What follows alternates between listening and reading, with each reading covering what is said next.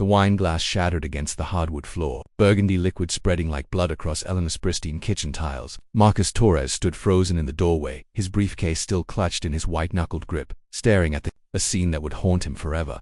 His wife of 7 years knelt frantically, gathering the crystal shards with trembling hands. But it wasn't the broken glass that made Marcus's world tilt on its axis. It was the man's jacket draped carelessly over a chair, a jacket he recognized. A jacket that belonged to his cousin Diego. "You're home early." Elena's voice cracked like thin ice over deep water. Marcus had always prided himself on being observant. As a criminal defense attorney, his livelihood depended on catching details others missed. But standing there, watching his wife's face drain of color, he realized he'd been blind to the most important deception of his life. The house felt different. Wrong. The air carried an unfamiliar tension, charged with secrets and lies.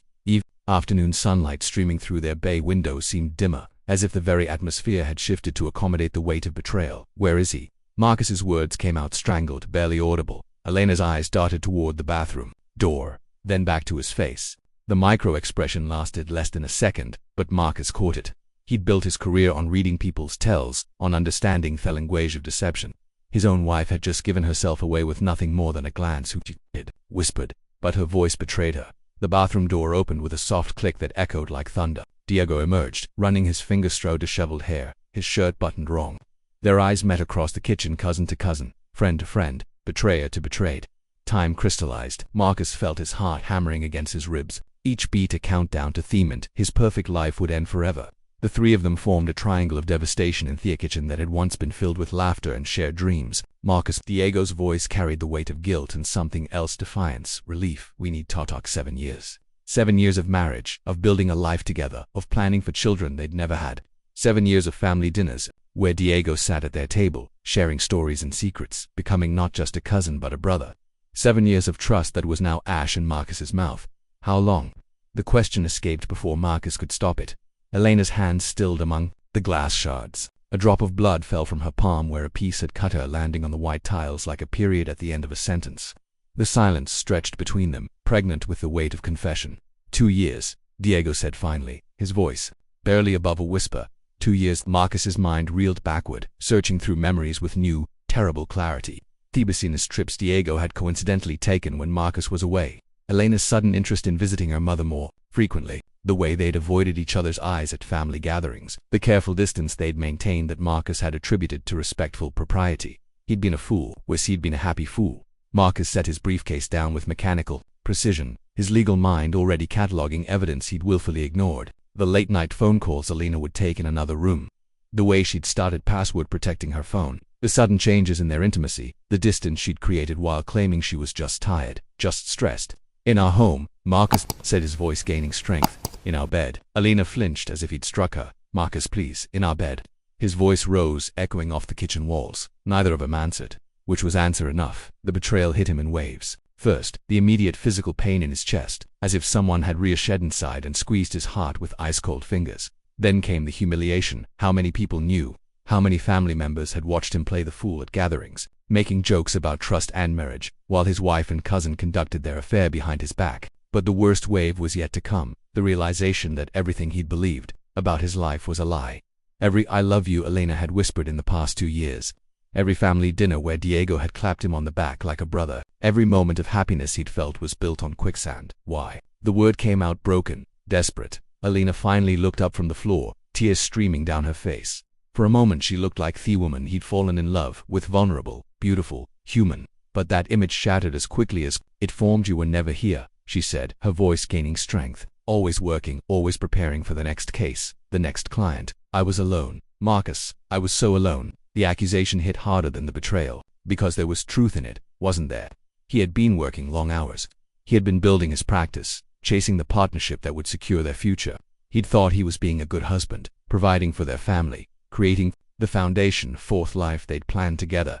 But while he'd been building their future, she'd been destroying their present. "So you turned to my cousin." The words tasted bitter. "My family." Diego stepped forward, and Marcus saw something that made his blood freeze. It wasn't guilt in his cousin's eyes, it was possession. The way Diego looked at Elena, the protective stance he took, the subtle movement that put him between Marcus and his wife. "It wasn't planned," Diego said. "It just happened." "Nothing just happens," Marcus snapped, his legal training kicking in. Every action is a choice. Every lie is a decision. You both chose this. Elena stood up slowly, glass still embedded in her palm, leaving small droplets of blood on the floor. He chose to stop being invisible in my own life. The words hit Marcus like a physical blow. Invisible? He'd never thought of Elena as invisible. She was the center of his world, the reason he worked so hard, the future he was building toward. How had she become invisible when she was all he could see? But even as the thought formed, he knew it wasn't true. When was the last time he'd really looked at her, really listened? When was the last time they'd talked about something other than schedules and responsibilities? We never meant for you to find out like this, Diego said quietly.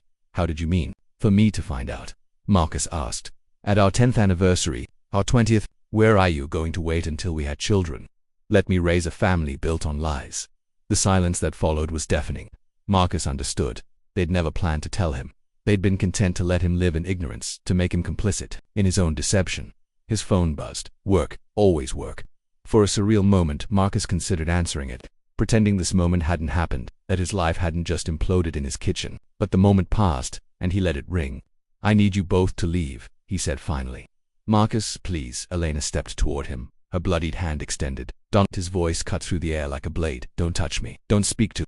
Sleep. Diego put his arm around Elena's shoulders, a gesture so natural, so practiced, that Marcus realized this wasn't just an affair. This was a relationship. They were a couple. They had intimacies and inside jokes and shared looks that Marcus had never been part of. His marriage had ended 2 years ago. He was just finding out now. They gathered their things in silence. Elena packed a bag with the efficiency of someone who'd done this boyhood, thought about this moment, planned for it. Diego waited by the door, no longer Thekison, who'd grown up beside Marcus, who'd been best man at his wedding, who'd held his newborn nephew and promised to always be there for family. The front door closed with a soft click, and Marcus was alone. House felt cavernous. Every familiar object, the couch they'd picked out together, the wedding photos on the mantel, the coffee table where they'd planned their future over Sunday morning papers, now seemed like evidence in a case against his own life. Marcus walked to the kitchen window and watched them leave. Elena got into Diego's car, not a quick escape, but a comfortable routine. They've done this before, many times. The car pulled away from Theacurb with no urgency, no drama. Just another day in their secret life. That's when the full weight of it hit him. This wasn't a moment of passion, a mistake that had spiraled out of control. This was methodical, planned. They'd created an entire relationship in the shadows of his life, and he'd never suspected a thing. His phone buzzed again. This time it was his law partner, probably wondering why he'd missed their afternoon meeting. Marcus stared at the screen, at the normalcy of work concerns, at the assumption Thatha's life was proceeding as planned. He turned off the phone and walked upstairs to the bedroom he'd shared with Elena. Their bed wasn't made, sheets twisted from more than just sleep. On Elena's nightstand, her wedding ring caught the afternoon light. Marcus sat heavily on the edge of the bed and tried to make sense of the wreckage of his life, but sense was a luxury he could no longer afford. All he had now were questions that would torture him for months to come. How many people knew? How long before the whispers started at family gatherings? How long before his professional reputation suffered from the scandal? But deeper than the practical concerns was a more fundamental question. Who was he now?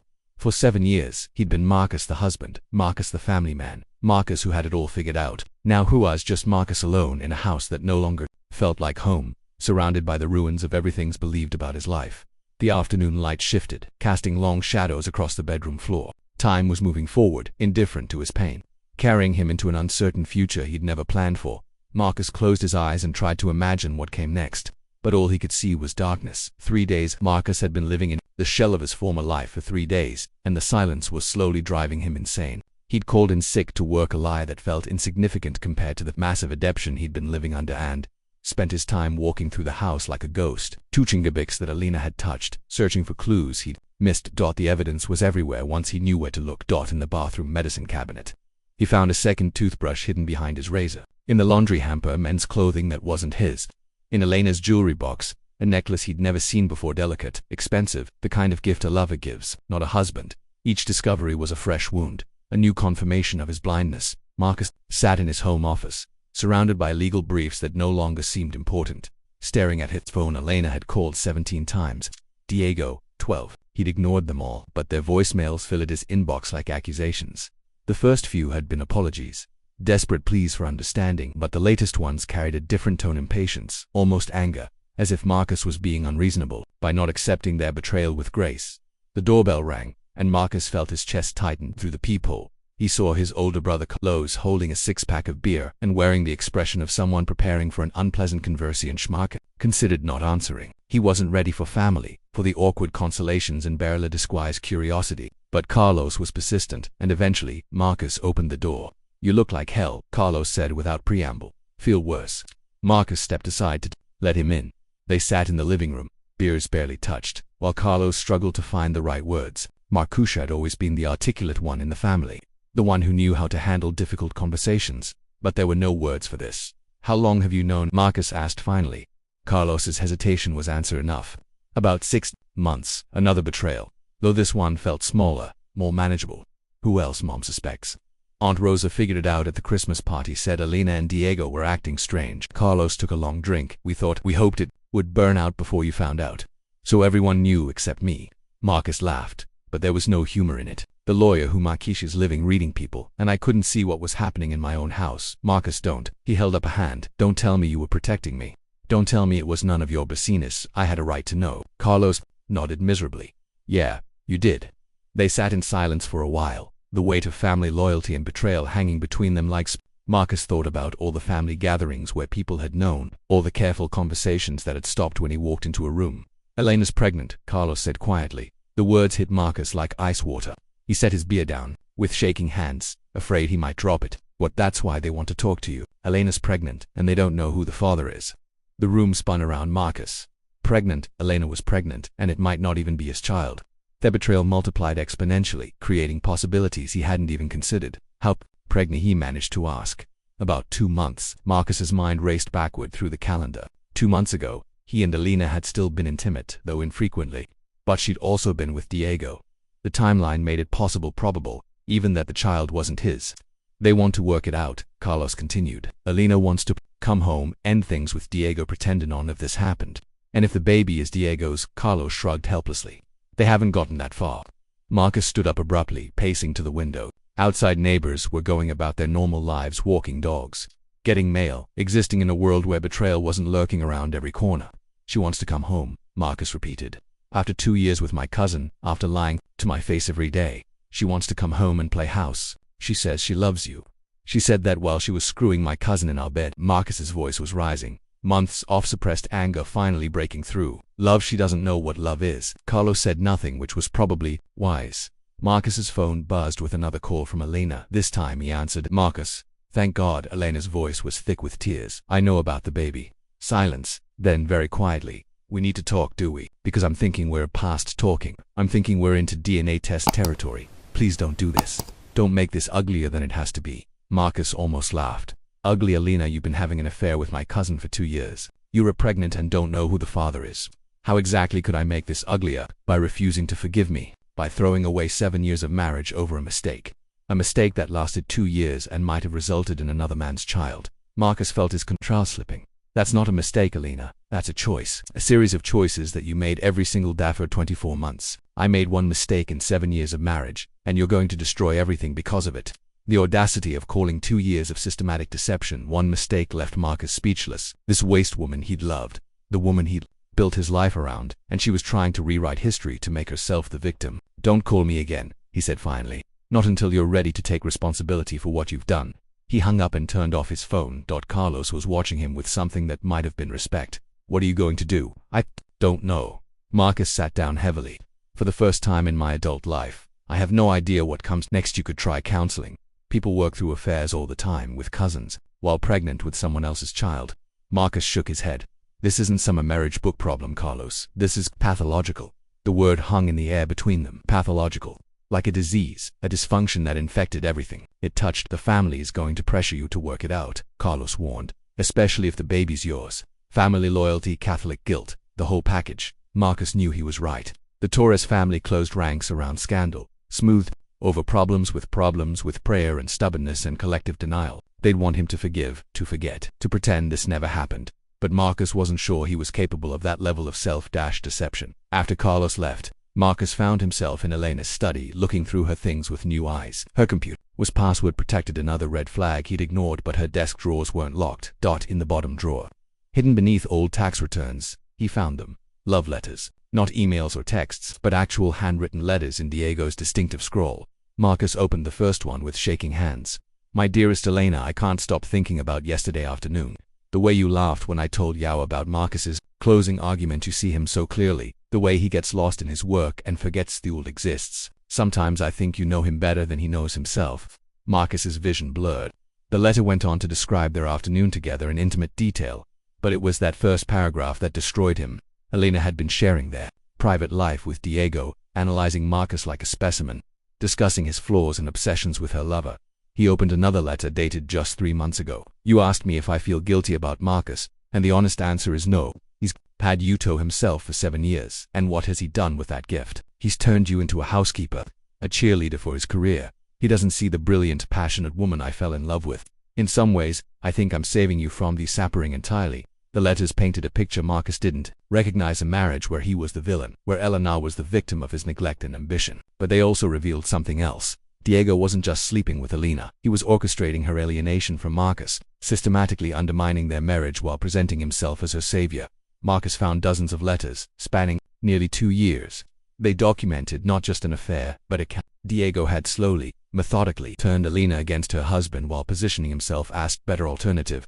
It was psychological warfare disguised as romance. Marcus's hands were shaking as he reached for his phone. He needed legal advice, but not the kind usually dispensed. He needed to protect himself from the family he'd trusted with his life. Isabella woke to the smell of espresso and the sound of rain against the bedroom windows.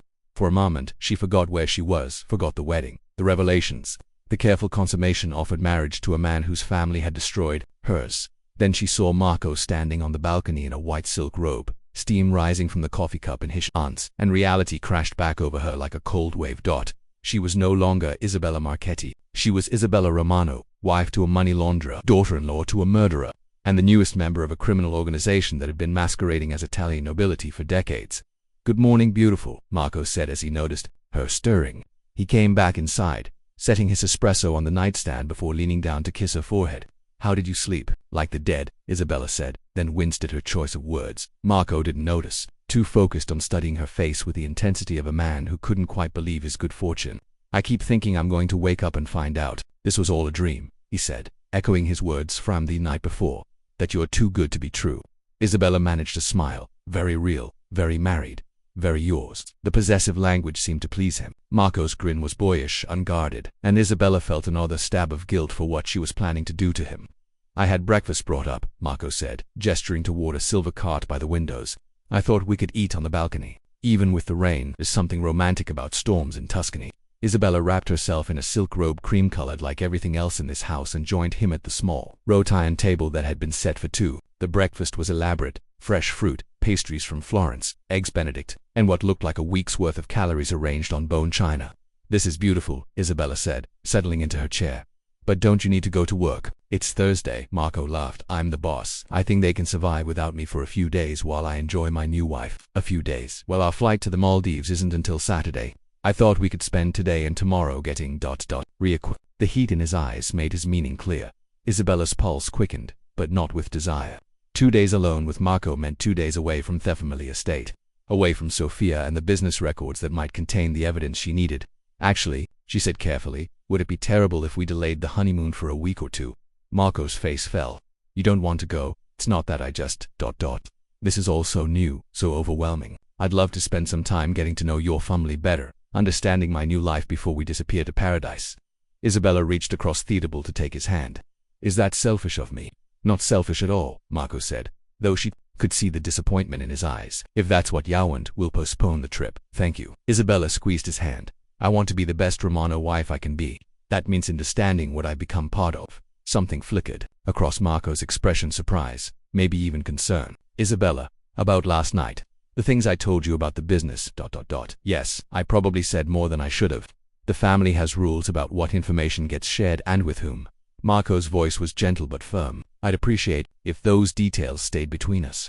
Isabella nodded solemnly. "Of course I understand." But privately she was filing away another piece of information. The family had operational that were careful about information sharing, which meant getting access to documentation would be even more challenging than she'd thought. They finished breakfast in companionable silence, watching the rain turn the Tuscan landscape into something from an impressionist painting. Isabella found herself genuinely enjoying Marco's company. He was intelligent, funny, and completely devoted to making her happy.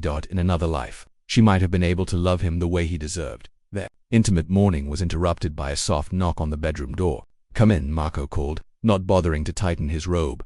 The door opened to reveal a young woman Isabella recognized from the household staff, Maria, one of the maids who had helped with wedding preparations. "Excuse me, sir," Maria said, her eyes carefully averted from their state of undress. "Signora Romano has requested that you and your wife join her for lunch at 1 o'clock. Isabella's stomach clenched. Sophia wanted to see them. This could be routine, a family meal with their new bride, or it could be something else entirely. "Tell my mother we'll be there," Marco said. After Maria left, Marco turned to Isabella with an apologetic smile. "I'm afraid our private time is over. When mother summons, the family responds." "Of course," Isabella kept her voice light. "I should probably meet with her anyway. Get some guidance on how to be a proper Romano wife. She like that. Mother values tradition and protocol above almost everything else." Marco stood, stretching lazily. "I should probably shower and make myself presentable. Care to join me?" Isabella's cheeks flushed, partly from the invitation, partly from the realization that she was actually considering it. Playing the role of loving newlywed was becoming dangerously natural. "Maybe later," she said. "I should call my uncle, let him know we're postponing the honeymoon." Marco looked disappointed but nodded. "Use the phone in the sitting room." The international lines abetta after he disappeared into the marble bathroom. Isabella made her way to the antique telephone in Thesuit's sitting area, but instead of calling Uncle Roberto, she dialed a number she'd memorized weeks ago. "Caruso," came the gruff voice on the other end. "Detective, this is Isabella. Romano." A pause. "Congratulations on your marriage, Mrs. Romano. I trust your wedding night was ... illuminating." The subtle emphasis made Isabella's pulse quicken. Caruso knew something, had expected her to learn something. "It was educational," she said carefully. "I'm sure it was. Tell me, are you planning to take a honeymoon?" "Not immediately. We're staying at the family estate for a few more days." "Interesting. Well, should you need anything during your extended visit, advice, assistance, or simply say mean to talk to, I'm always available." Another pause. "Your father was very fond of you, Mrs. Romano. He wanted you to have a good life, but more importantly, he wanted you to have a safe one." The warning was clear. Detective Caruso knew she was in danger, and he was offering help if she needed it. "Thank you, Detective. I'll keep that in mind." "Please do." "And Mrs. Romano, sometimes the most dangerous enemies are the ones who claim to love us most." The line went dead, leaving Isabella staring at the phone with her heart pounding. Caruso's final warning had been pointed. Specific. He wasn't just talking about the Romano family in general. He was warning her about someone close to her, someone who claimed to care about her welfare. Marco Alessandro, or someone else entirely. Isabella was still mulling over the conversation when Marco emerged from the bathroom, his golden hair damp and his skin glowing from the hot water. "Everything all right?" he asked, noticing her expression. "Fine. Just wedding logistics with my uncle." Another lie, but they were becoming as natural as breathing. "Should I dress formally for lunch with your mother?" "Conservative but elegant. Mother appreciates women who understand the importance of presentation." Marco moved to the enormous walk-in closet, pulling out a navy suit, and Isabella, "Yes. Be careful what you say to her today. Mother has very strong opinions about family loyalty and the proper behavior of Romano wives. She'll be evaluating you, trying to determine whether you truly belong with us." The warning sent ice through Isabella's veins. What happens if she decides, "I don't belong"? Marco's laugh was meant to be reassuring, but Isabella caught the edge of nervousness underneath. "She won't. You're perfect for this family, but just ... be respectful. Let her lead the conversation. And whatever you do, don't bring up business matters. That's not a woman's concern in Mother's world." Isabella nodded obediently, but privately she was thinking that business matters were exactly what she needed to discuss with Sophia Romano, because somewhere in this house, in files and safes and computer systems, was the evidence that would finally bring justice for her father's murder, and Isabella Romano Marchetti was going to find it, no matter what the cost, even if it meant destroying the man she'd just married in the process.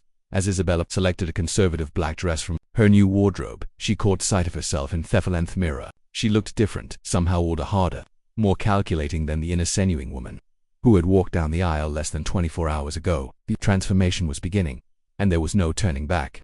"I wanted to..." Elena moved toward him, and Marcus caught the scent of her perfume, the expensive one Diego had probably bought her. "I needed you to know that this is where I want to be, where I belong." She was beautiful in the candlelight, her dark hair catching the warm glow, her eyes luminous with tears that might or might not have been genuine. For a moment, Marcus could almost forget the photographs in his briefcase, the hotel records, the love letters hidden in her desk. Almost. How are you feeling?" he asked, gesturing toward her stomach. Elena's hand immediately went to her abdomen, a protective gesture that told Marcus more than words could have. She was already bonding with the child, already thinking of herself as a mother. But who's killed? Was she protecting? Tired, nauseous, but happy. She smiled, and for the first time in days it looked genuine. "I know this complicates things, but maybe it's what we needed. A fresh start. A fresh start built on the foundation of deception and uncertainty." Marcus nodded as if he agreed, playing the part of the reconciling husband while his mind catalogued every lie she was telling. "Have you told Diego about the baby?" he asked carefully. Elena's expression flickered just for a moment, but Marcus caught it. "We don't need to discuss Diego. That's over." "Is it completely?" She moved closer, close enough that he could feel the warmth of her body. "Marcus, he made a terrible mistake. I was lonely and confused, and I let my emotions get the better of me, but I never stopped loving you. Never stopped loving him while she was signing hotel registers as Mrs. Rodriguez. Never stopped loving him while she was planning to leave him for another man." The lies came so easily to her that Marcus wondered if she even recognized them as lies anymore. "Tell me about the loneliness," he said, accepting the wine she handed him. Elena settled onto the couch beside him, close but not quite touching. "You were always working, always preparing for the next case, always chasing the partnership. I felt like I was married to a ghost. So you found comfort with my cousin. I found friendship first. Diego listened to me. He saw me." Elena's voice took on a dreamy quality that made Marcus's jaw clench. "He made me feel alive again." Alive. The word stung because Marcus recognized the truth in it. Elena did seem more alive, lately more vibrant, more passionate. But that vitality had come from betraying him, from the thrill of deception and forbidden love. "When did it become more than friendship?" Marcus asked, though he already knew the answer from Diego's letters. "Does it matter?" "It's over now. It matters to me." Elena sighed, as if his need to understand was an unreasonable burden. "About 2 years ago, you'd been working late for weeks, and Diego stopped by to check on me. We had wine, we talked, and the pan just happened." As if 2 years of systematic deception could be reduced to a moment of weakness. Marcus sipped his wine and tasted bitterness. "And it continued to just happen for 2 years. Marcus, please, I'm trying to apologize here. I'm trying to make things right, by lying to me some more." The words slipped out before Marcus could stop them. Elena's eyes sharpened, and for a moment, he saw something cold and calculating behind the tears. "I'm not lying. I'm trying to save our marriage. By pretending the affair was a brief mistake instead of a 2-year relationship. By acting like you weren't planning to leave me for him." Elena went very still. "Who told you that?" Marcus set down his wine glass with careful precision. The pretense was over.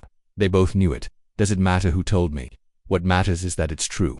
Elena's mask slipped completely. The tears stopped, the vulnerable expression hardened, and Marcus's sought woman, she'd become someone capable of sustained deception, of planning her exit while sharing his bed. "You had me investigated." Her voice was flat, accusatory. "I had my life investigated. My marriage, my family. Turns out I didn't know any of them as well as he thought." Elena stood abruptly, pacing to the window with the restless energy of someone whose careful plans were unraveling. "So what now? You're going to punish me forever? Hold this over my head for the rest of our lives? I'm going to divorce you." The words hung in the air between them like a death sentence. Elena turned from the window, her face pale in the candlelight. "Because of a mistake. Stop calling it a mistake." Marcus exploded, his careful control finally snapping. "Mistakes last minutes, maybe hours. You conducted a 2-year affair with my cousin while planning to leave me. You got pregnant and don't even know who the father is. That's not a mistake, Elena. That's a systematic destruct of everything we built together. The baby could be yours. Could be 50-50 chance. Would you bet our marriage on a coin flip?" Elena's composure cracked completely. She sank into a chair, her hands covering her face, sobbing with what looked like genuine despair. "I didn't mean for any of this to happen," she whispered. "I just wanted to feel loved." "You were loved," Marcus said quietly. "Maybe not perfectly, maybe not enough, but you were loved. And instead of talking to me about your loneliness, instead of trying to fix our marriage, you decided to destroy it. I tried to end it so many times, but Diego said." She stopped herself, but it was too late. Marcus leaned forward. "Diego said what?" Elena shook her head, but Marcus could see the fear in her eyes. She'd revealed too much. "What did Diego tell you, Elena?" "Nothing. It doesn't matter, but it did matter, because Rita's investigation had shown